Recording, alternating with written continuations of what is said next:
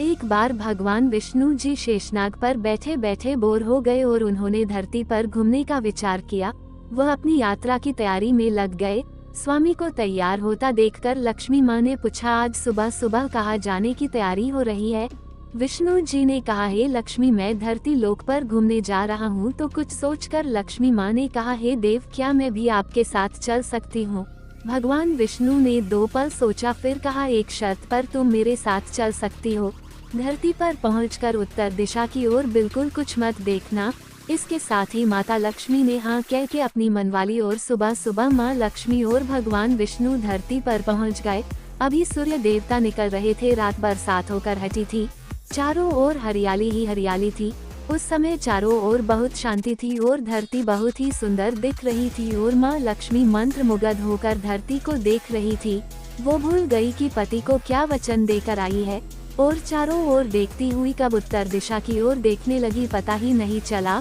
उत्तर दिशा में माँ लक्ष्मी को एक बहुत ही सुंदर बगीचा नजर आया और उस तरफ से विभिन्न प्रकार की खुशबू आ रही थी और बहुत ही सुंदर सुंदर फूल खिले थे। यह एक फूलों का खेत था। माँ लक्ष्मी बिना सोचे समझे उस खेत में गई और एक सुंदर सा फूल तोड़ लाई। लेकिन यह क्या, जब माँ लक्ष्मी भगवान विष्णु के पास वापस आई तो भगवान विष्णु की आंखों में आंसू थे। भगवान विष्णु ने माँ लक्ष्मी को कहा कि कभी भी किसी से बिना पूछे उसका कुछ भी नहीं लेना चाहिए और साथ ही अपना वचन भी याद दिलाया। माँ लक्ष्मी को अपनी भूल का पता चला तो उन्होंने भगवान विष्णु से इस भूल की माफी मांगी। तो भगवान विष्णु ने कहा कि तुमने जो भूल की है उसकी सजा तो तुम्हें जरूर मिलेगी।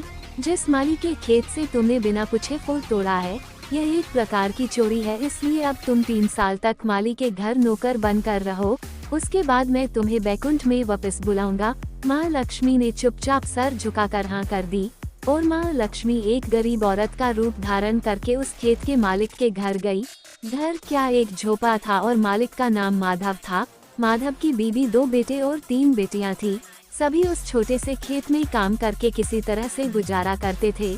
माँ लक्ष्मी जब एक साधारण और गरीब औरत बनकर जब माधव के झोपड़े पर गई तो माधव ने पूछा, बहन तुम कौन हो और इस समय तुम्हें क्या चाहिए? तब माँ लक्ष्मी ने कहा, मैं एक गरीब औरत हूँ, मेरी देखभाल करने वाला कोई नहीं है, मैंने कई दिनों से खाना भी नहीं खाया, मुझे कोई भी काम दे दो, साथ में मैं तुम्हारे घर का काम भी कर दिया करूँगी, बस मुझे अपने घर के एक कोने में आसरा दे दो।